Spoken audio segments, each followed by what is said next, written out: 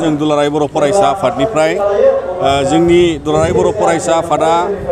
20थि खेब जोङो बे बाराव नैबे बोसोराव 2022आव कमल कुमार ब्रह्म देरहासार बान्थाखौ बे सालबारिनि हायार सेकेन्डारि लांगोनायाव जोङो बेखौ गथायदों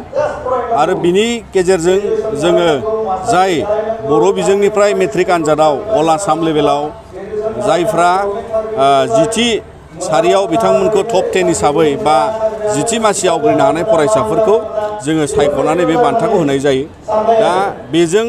जोंनि गुन गोनां सोलोंथाइनि जे दावगाथायाव दुलाराय बर' फरायसा आफादा 2006 मायथाइनिफ्राय बेखौ होबोबाय थादों। मानोना जोंनि फरायसाफोरनि रोंगौथिनि जे मोनसे मानदान्दाखौ जोङो थुलुंगा होनो थाखाय मान होनो थाखाय आरो बर' बिजोंजों फरायनानै जिउआव दावगानानै गेदेर सुबुं जानो थाखाय आरो सुबुं दोननि आंखालखौ सुफुंनायाव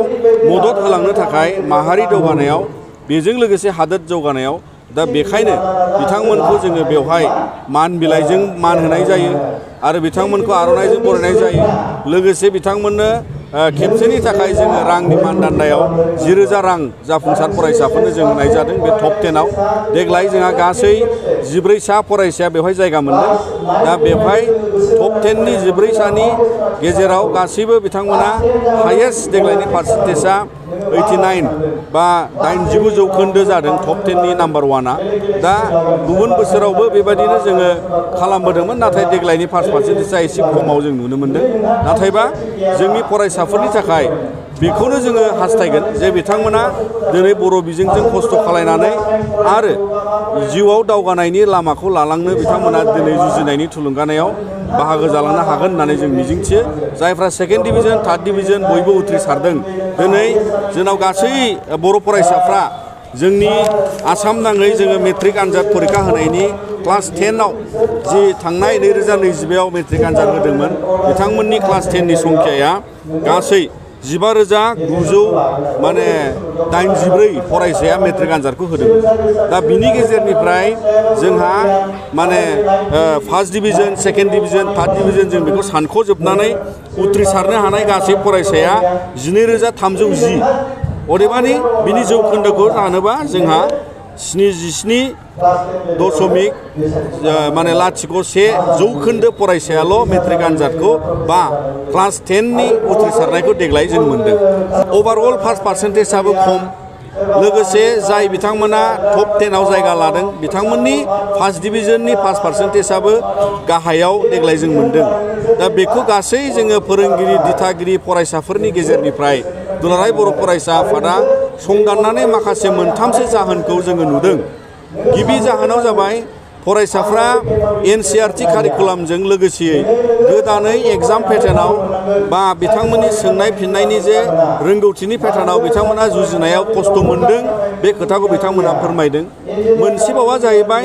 बेबो जोबोद गोनांथार जे जोंनि फोरोंगिरि बिथांमोनहा आसाम नाङैनो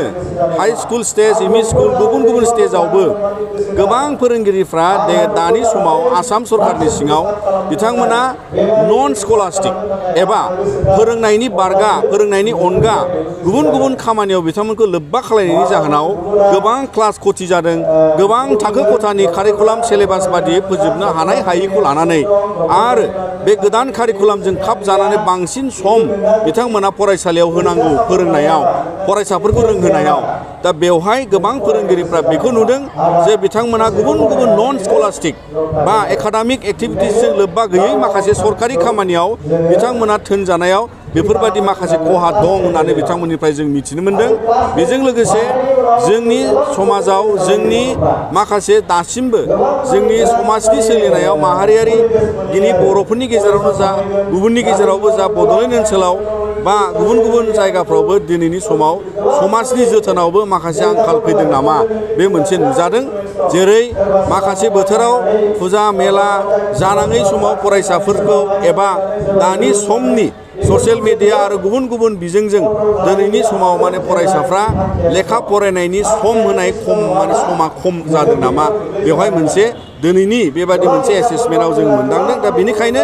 जोङो खावलायगोन, सरकाराबो बिबान दं जे अभारअल आसामावबो बेबादि पार्सेन्टेजआ डाउन जादों, बड'लेण्डआवबो डाउन जादों, बर' बिजोंनाबो गाहायाव फैदों। दा बेखौ लाजोबनानै जोङो खावलायगोन जे आसाम सरकाराबो बा बड'लेण्ड सरकारावबो नन स्कलास्टिक एक्टिभिटिसखौ फोरोंगिरिफोरनिफ्राय माने बाङाय खम खालायनांगौ बा गैया खालामनांगौ जाहाथे बिथांमोना बांसिन गोसो होनो हायो फोरोंनायाव बेजों लोगोसे फरायसाफ्रा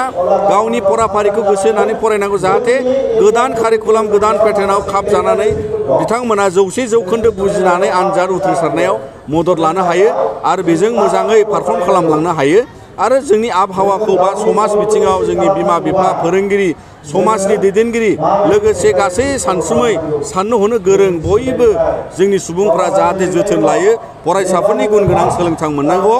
आरो जिउआव दावगानायाव नोंथांमोननि मददजों नोंथांमोननि गेजेरजों गासैखौबो जाहाथे जोंनि फरायसाफ्रा उन समाव बेबादि गोहोम गोनाङै बड'लेण्ड जौगानाय हादोर जौगानाय आरो बेबादि बिथांमोना गाव गावनि जिउआव जाफुंसार जानो हायो बेखौ जोङो दिनै मिजिंथियो आरो कमल कुमार ब्रह्म देरहासार बान्थानि गेजेरजों जों अराय फरायसाफोरखौ मान होलांगोन आरो बेबादिनो थुलुंगानायखौ जों गायसनलांनो नाजागोन जोंनि केलेन्डार बा दानि समाव आसाम स्कुल एजुकेसन बोर्ड जाफैबाय आरो बेयो इनक्लुसिभ हायार सेकेन्डारि स्टेन्डार्डसिम दा निउ एजुकेसन पलिसि बेखौ क्लाब खालामनो नाजादों आरोबाव मेट्रिक आनजादाव आसामाव टप 10 खालामनायाव जोंनि बिजोंनिफ्राय जोङो बेवहाय जायगा लानो हायाखै फरायसाफ्रा गोबाव सम जाबाय सासेल' फरायसा मोनदोंमोन बिबुंसार बसुमतारी होननाय दा दिनैनि समावबो जों सानो फरायसाफोर आरो जोंनि स्कुल